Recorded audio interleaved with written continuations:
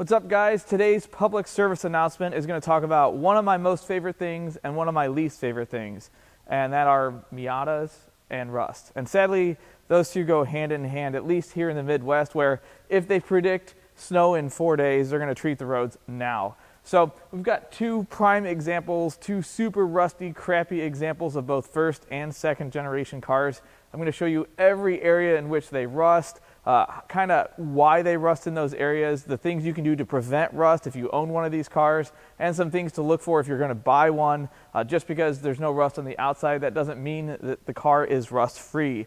Anyway, we're going to dive right into it. We're going to cover the first generation car first. Those are the simplest and most notorious. And the second generation, we're going to cover some areas that most people don't know about and are very, very critical. So it's no surprise that I'm standing next to the rear quarter panel of this 97 Miata. But the truth is, this is where they rust first, and this is where they rust the most severe, at least on a first generation. And the reason it rusts here, there's two tiny little drains at where the rear quarter panel meets the pinch weld, and they're easily clogged. And when that gets clogged, all of the water and debris and junk on the top ends up sitting up against the metal here, and then it rusts, especially if there's a corrosive agent involved like sodium chloride or rock salt. That really exacerbates the problem. In the Pacific Northwest, where they don't really treat the roads with that kind of stuff, you don't find these issues, even though this area still clogs, but water in itself is not super corrosive. It has to have a corrosive agent like rock salt. But anyway, to keep this area from rusting, if you have a rust-free car, the best way to do it, besides not driving it in the winter, is to take an air nozzle with some compressed air and some picks and clean those drains out. I would show you on this car, except this car has been very poorly repaired with probably a couple gallons of Bondo in various areas. So the drains are long gone. There's nothing original about this area. I can't really show you that, but there's plenty of videos that touch base on the subject. I'm covering all of the areas where Miata rusts, not just the rear quarter. So I had to touch base on the most well-known first. So here is a 92 Miata, which does not have a top in it. It's nice. I have all these parts cars laying around. I can show you all this stuff. This is the funnel for the top drain. And as you can see, it gets pretty small. I can't really fit my finger all the way through there. We're going to pull that out, shine a light down there. I'll show you exactly where the water sits. This car is also rusty. Again, we're in the Midwest. That's what happens. So here is where that funnel drains into. And as you can see, there's already some leaves and dirt and debris in this area. It's always a good idea if you have the top out to clean all this junk out. It's saving you from future problems. But the water ends up going through that hole there, and there's actually another hole down there you can kind of see. That ends up dripping down onto the rear quarter. This car's not terribly rusty on this side, but that is exactly where the water goes. It's on your top, and so if there's dirt and debris in the water, it has no place to go once it gets to those tiny little holes where that beats the pinch weld. So very related and also very common. I find rust in this section of the quarter panel quite often. I believe it has something to do with the top, that drip rail cracks, debris and water and corrosive agents that are in the water that are on your car ends up getting trapped in this area. This area is not really designed to shed water, and it sits up against the unpainted metal on the inside of the quarter and rust from the inside out. I have very rarely seen rust here before I've seen rust here, but 9 times out of 10, if this area is all blown out, you got some bubbles at the very least. This car is destroyed on both sides. It's, again, no surprise. It's from the Midwest. This area has been repaired poorly. I think this area has been repaired poorly, so it's not really a surprise to see that on this car. This is what it looks like on the inside of that rear quarter rust. As you can see, I'll zoom in. It's pretty bad. I mean, there's already missing sections of metal, and I haven't even pulled on it yet. So another super common area where Miatas rust is the base of the front fender. I can't tell you how many nice looking cars I've bought that have fenders that have rust, at least starting on the inside once you get the fenders off. And the reason that these rust is that this whole area collects a bunch of leaves and dirt and debris. It's a common theme with these cars. And it holds moisture up against the untreated metal, and then they rust from the inside out. And this is very, very easy. This is the easiest area to keep from rusting on one of these cars. All you have to do is knock the 2 10s that hold the base of the fender to the body of the car out, and then pull the fender out and make sure there's no junk there. We're going to actually unbolt that, and I'm sure there's going to be a bunch of crap that comes out on this car, but I'll show you exactly what happens. So we're going to take these 210s out, and there's probably going to be a bunch of junk that's probably going to break off, or I'm going to break my wrench. Nope, yep, broke off. That's totally common on these things. I'm surprised that this one will come out too. Yep, so both broke off. If this happens on your car, don't be too alarmed. These are pretty easy to drill and retap, but see all that crap coming out? That was a screwdriver, that's a bonus. Actually, it's a pick. Look at all that. Look at all that crap. All that causes the inside of this fender to rust. And if you guys do this every so often, all of this junk out here. Let me show you what fell out of here. And again, this thing isn't even that bad. So this is all the junk that fell out when I pulled that fender loose. This is what sits up against the fender and causes it to rust. Again, if you just pull this apart every so often, make sure there's nothing sitting up against the inside of the fender, you won't have any issues. So here's another really common area where these cars rust. And when I say really common, if the other areas are rusted, it's likely to be rusted in this area. You can see this panel has a seam right here and then right here. And for whatever reason, this is the area where I see them rust. This is a hole on the inside of the rocker. It's not quite yet to the floorboard. If we, here, let me get the light. We shine the light up there.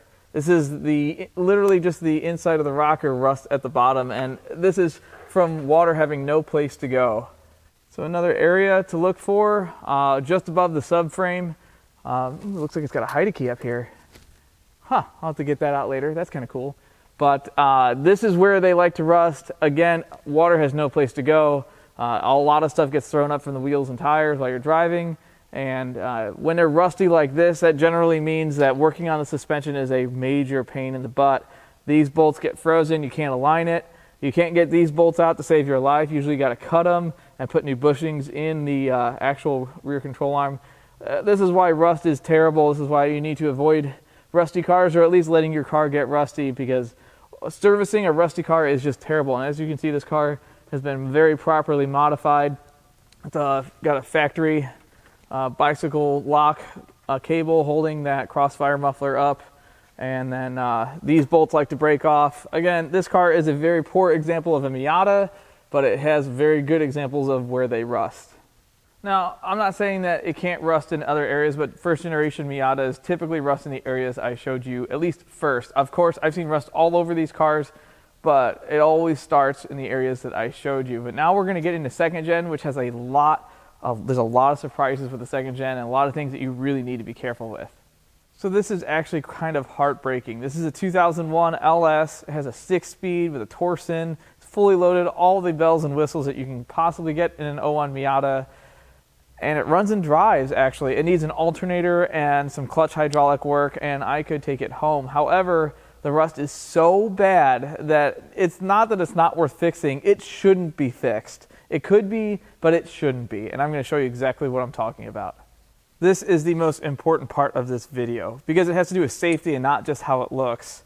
This is the front frame rail, the structural component, the part that crumples when you hit something, which Miatas like to do. And this is just gone. I mean, this is, you can look at that.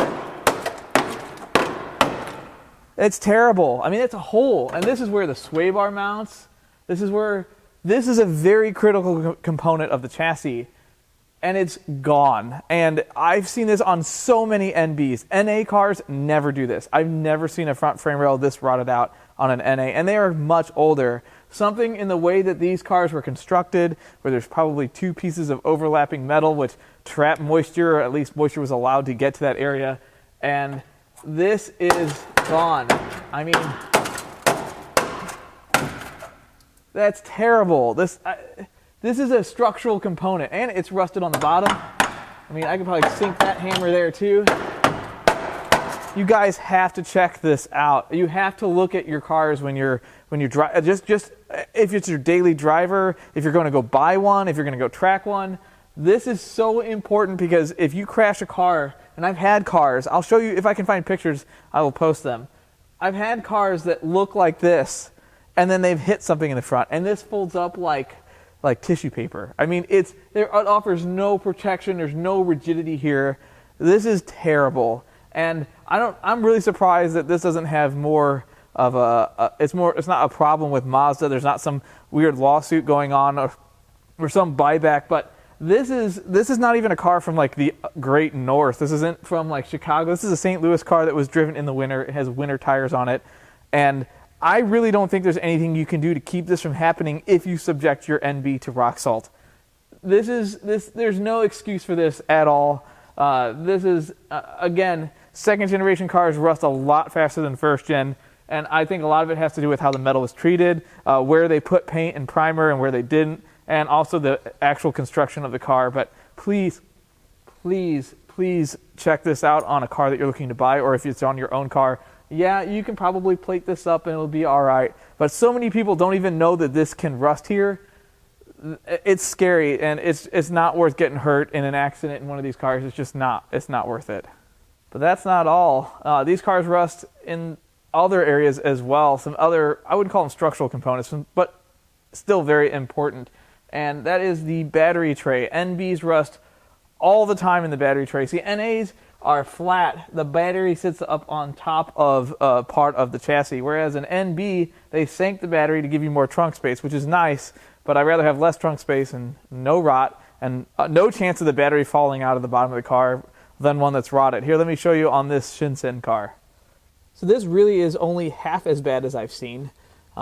It looks terrible. Nothing's, well, I shouldn't say it's not through, because I can probably push my finger through that and give myself tetanus, but let's not do that.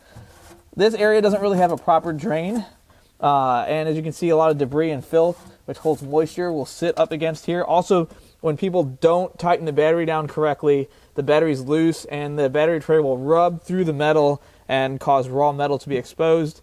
Another issue is that people put the wrong batteries in them, which don't have the vent tubes hooked up, and that anytime around the battery it's like a recipe for disaster. It's a perfect storm. So I've actually seen these cars where this is all gone. Like there's you could just see ground.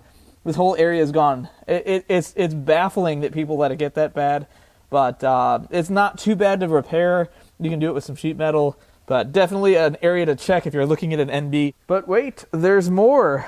These cars also like to rust around the license plate lights, and when it gets really bad, these things will actually just hang out. You cannot secure the license plate lights. Thankfully, this is a really easy fix. You just put a new trunk lid on it. It's a couple $100 usually. You can hopefully find one in the same color as your car, but definitely a place to look because it's going to be an expense no matter how you look at it. Of course, there are other areas of concern on these cars. I can't possibly cover all the random places where these cars rust, just the most common ones. When cars get rusty like this, bolts break when you go to service them or go to repair them in any way. Rust is terrible. It's pretty much the worst thing that can happen to a Miata. Everything else can be fixed.